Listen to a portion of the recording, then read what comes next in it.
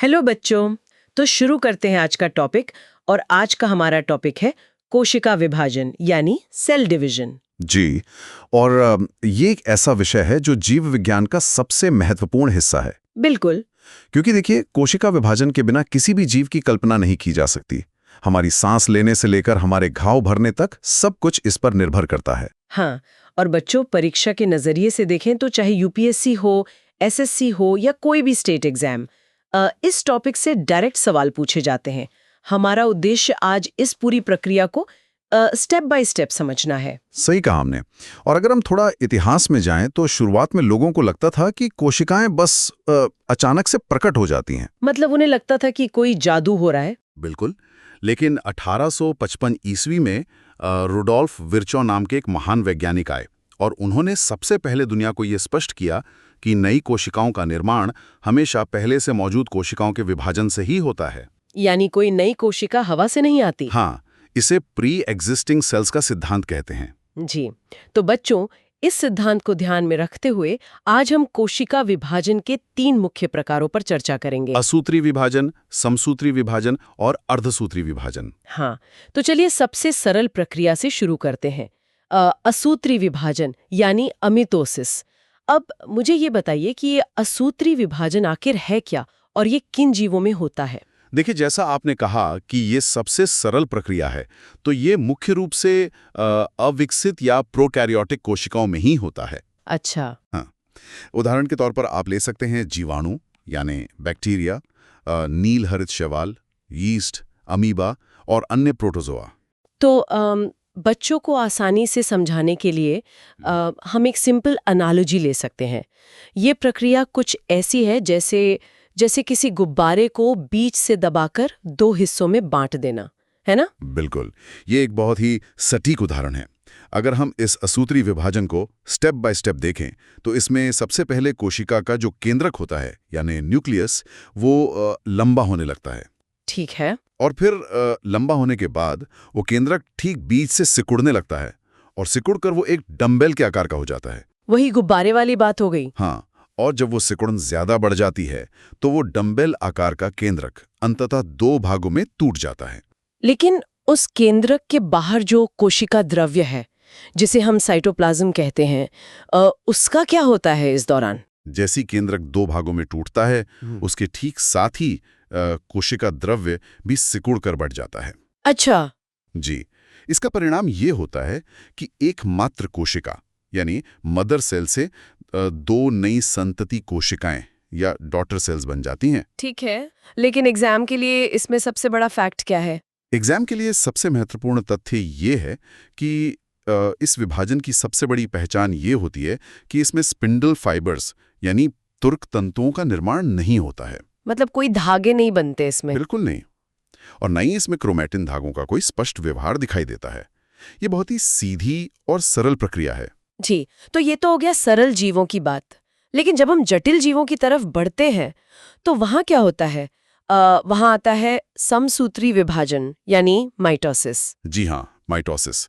जंतु कोशिकाओं में इसे सबसे पहले वॉल्थर फ्लेमिंग ने देखा था। अच्छा, कब देखा था उन्होंने? उन्होंने इसका अध्ययन 1879 ईस्वी में किया था और फिर 1882 में वॉल्थर फ्लेमिंग ने ही इसे माइटोसिस का नाम दिया। तो ये जो समसूत्री विभाजन है, ये हमारे शरीर की किन कोशिकाओं में होता है और आखिरी में इसका परिणाम क्या निकलता है? देखिए, बहुत जरूरी सवाल है बच्चों के लिए। समसूत्री विभाजन हमेशा कायिक कोशिकाओं में होता है। कायिक कोशिकाएं यानी सोमैटिक सेल्स। बिल्कुल। सोमैटिक कोशिकाएं वो कोशिकाएं हैं जो जनन में भाग नहीं लेती हैं। राइट। हमारी त्वचा, पेशियां, हड्डियां, ये सब कायिक कोशिकाएं हैं। और अगर हम इसके परिणाम की बात करें जी, तो इसमें एक मातृ कोशिका से 2 बिल्कुल समान संतति कोशिकाएं बनती हैं। मतलब 100% सेम। जी, 100%। इन नई कोशिकाओं में गुणसूत्रों यानी क्रोमोसोम्स की संख्या अपनी मातृ कोशिका के बिल्कुल बराबर होती है। इसके लिए पूरी एक प्रक्रिया होती है जिसमें सबसे पहले कोशिका इंटरफेज में जाती है, जिसे विश्रामावस्था भी कहते हैं। पर ये सच में विश्रामावस्था तो नहीं होती ना? बिल्कुल नहीं। इसमें कोशिका खुद को विभाजन के लिए तैयार करती है और सबसे जरूरी काम इस अवस्था में यह होता है कि डीएनए का सिंथेसिस यानी रेप्लिकेशन होता है। मतलब डीएनए अपनी कॉपी बना लेता है? जी। और उसके बाद शुरू होती है केंद्रक विभाजन या कैरियोकिनेसिस की 4 मुख्य अवस्थाएं। बच्चों, वीडियो अच्छा लग रहा हो तो लाइक जरूर करें। तो कैरियोकिनेसिस की इन 4 अवस्थाओं में सबसे पहली अवस्था है प्रोफेज। प्रोफेज में क्या होता है? इस अवस्था में जो गुणसूत्र होते हैं वो क्रोमैटिन जाल से अलग होकर सिकुड़ने लगते हैं। वो छोटे और मोटे हो जाते हैं। क्योंकि उन्हें मूव करना है आगे जाकर। हाँ, और हर गुणसूत्र 2 क्रोमैटिड का बना होता है जो बीच में एक बिंदु पर जुड़े होते हैं, जिसे सेंट्रोमियर कहते हैं। कहा। इसके साथ ही जंतु कोशिका में जो तारक का यानी सेंट्रोजोम होता है वो विपरीत ध्रुवों पर चला जाता है। ध्रुवों पर यानी कोशिका के दोनों एंड पॉइंट्स पर। जी, वहां जाकर वो तारक रश्मियां यानी एस्टर्स और स्पिंडल फाइबर्स बनाते हैं और प्रोफेज के अंत में आते आते केंद्रिका और केंद्रक झिल्ली पूरी तरह लुप्त हो जाते हैं। ठीक है, तो केंद्रक झिल्ली गायब हो गई। इसके बाद दूसरी अवस्था कौन सी आती है? दूसरी अवस्था है मेटाफेज। इसमें सभी गुणसूत्र कोशिका के मध्य भाग पर, जिसे इक्वेटर करते हैं, वहां पर एक सीध में सज जाते हैं और जो स्पिंडल फाइबर्स हैं वो उनके सेंट्रोमेयर से जुड़ जाते हैं।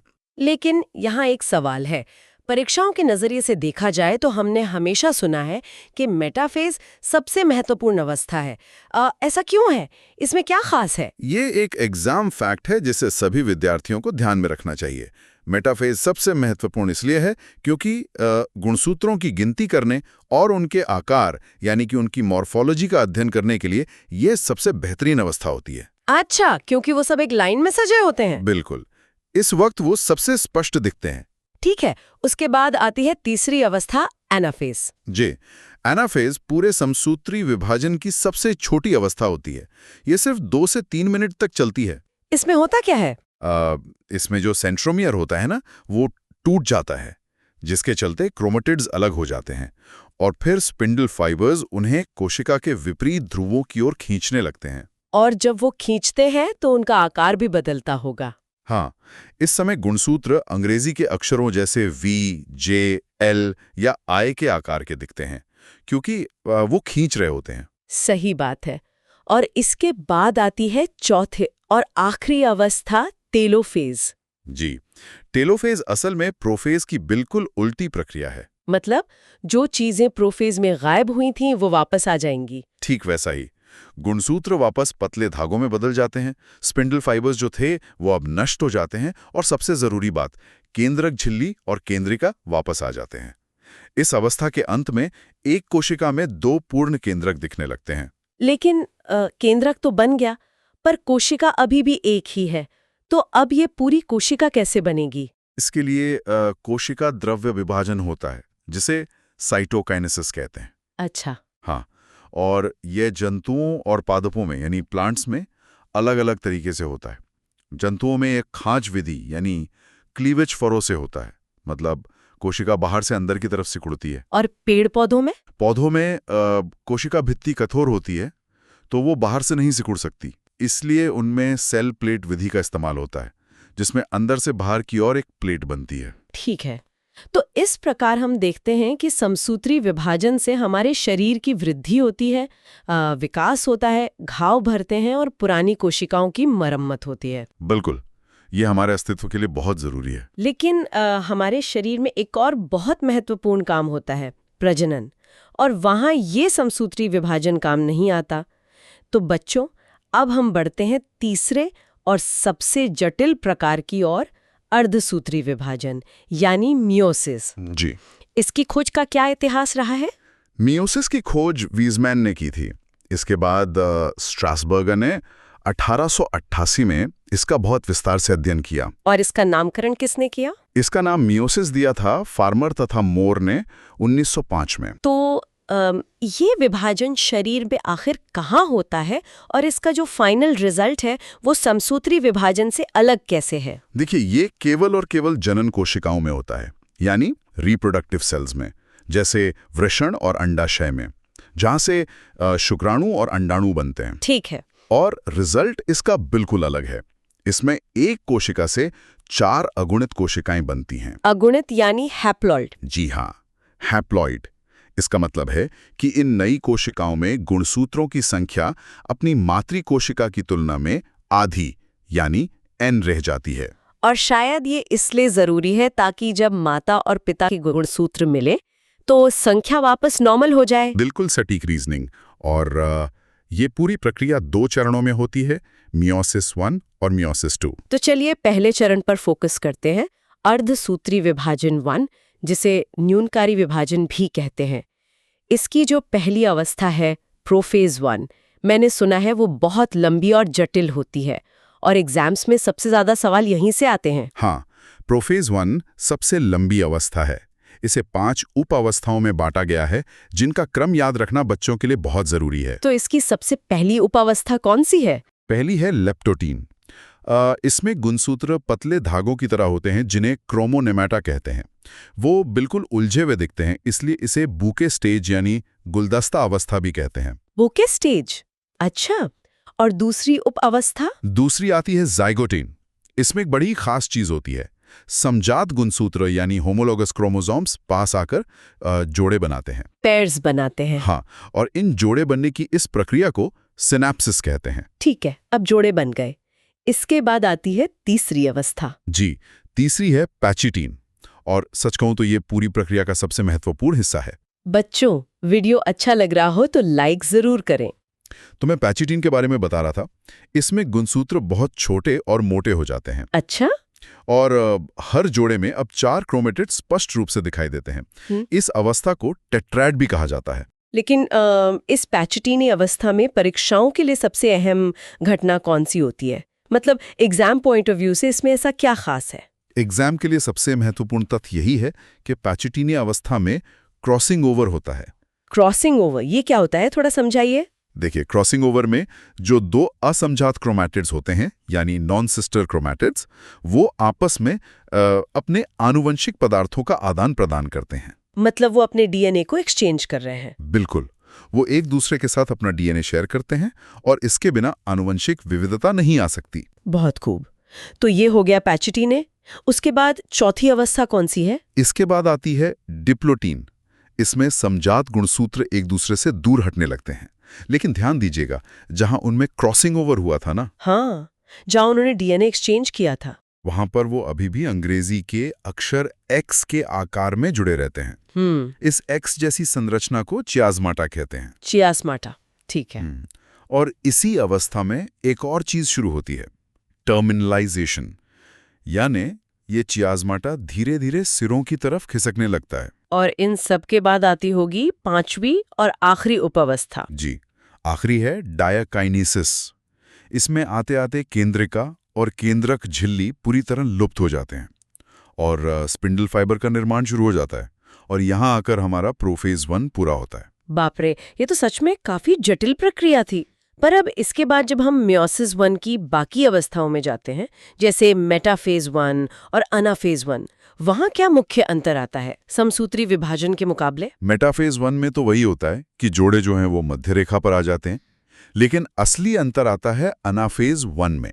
वो कैसे? देखिए, समसूत्री विभाजन के एनाफेज में क्या होता था, सेंट्रोमेयर टूट जाता था। हाँ, और क्रोमेटिड अलग हो जाते थे। बिल्कुल, लेकिन यहाँ एनाफेज 1 में सेंट्रोमेयर नहीं टूटता है। अच्छा, तो फिर क्या होता है? यहाँ पर सेंट्रोमेयर नहीं टूटता, बल्कि पूरा का पूरा एक गुणसूत्र ही ध्रुव पर चला जाता है। इस तरह से क्रोमोसोम की संख्या यहाँ बिल्कुल आधी हो जाती है। यानी आधे क्रोमोसोम एक तरफ और आधे दूसरी तरफ। जी हाँ, और फिर टीलोफेज 1 में ध्रुवों पर 2 नए केंद्रक बन जाते हैं। इसके साथ ही मेयोसिस 1 की प्रक्रिया पूरी हो जाती है। ठीक है, इसका मतलब आधी संख्या वाली 2 कोशिकाएं बन गईं। लेकिन आपने शुरू में कहा था कि 4 कोशिकाएं बनती हैं, तो अर्धसूत्री विभाजन 2 में क्या होता है? देखिए, मियोसिस 2 जो है वो बिल्कुल समसूत्री विभाजन यानी माइटोसिस के समान ही होता है। इसका मतलब उसमें सेंट्रोमेयर टूटेगा? बिल्कुल, इसमें सेंट्रोमियर बंटता है, क्रोमैटिड्स अलग होते हैं, और अंततः 4 अगुणित यानी हैप्लॉइड संतति कोशिकाएं बन जाती हैं। तो अगर हम इस अर्धसूत्री विभाजन के महत्व का सारांश निकालें, तो हम कह सकते हैं कि ये प्रक्रिया पीढ़ी दर पीढ़ी गुणसूत्रों की संख्या निश्चित रखती है, जैसे मनुष्य में 46। हाँ, और सिर्फ इतना ही नहीं जी, पैचिटीन में जो क्रॉसिंग ओवर हुआ था, उसकी वजह से नए गुणसूत्रों के संयोजन बनते हैं, जिससे नई विभिन्नताएं यानी वेरिएशंस आती हैं, जो कि जैव विकास यानी इवोल्यूशन का मुख्य आधार हैं। ये सच में आश्चर्यजनक है। बच्चों, मुझे उम्मीद है कि ये वीडियो आपके लिए इम्पोर्टेंट साबित होगा। बच्चों, हमसे जुड़े रहने के लिए चैनल को सब्सक्राइब ज़रूर करें और साथ ही बेल आइकन पर क्लिक करना ना भूलें। बच्चों, मिलते हैं जल्द ही नेक्स्ट वीडियो में।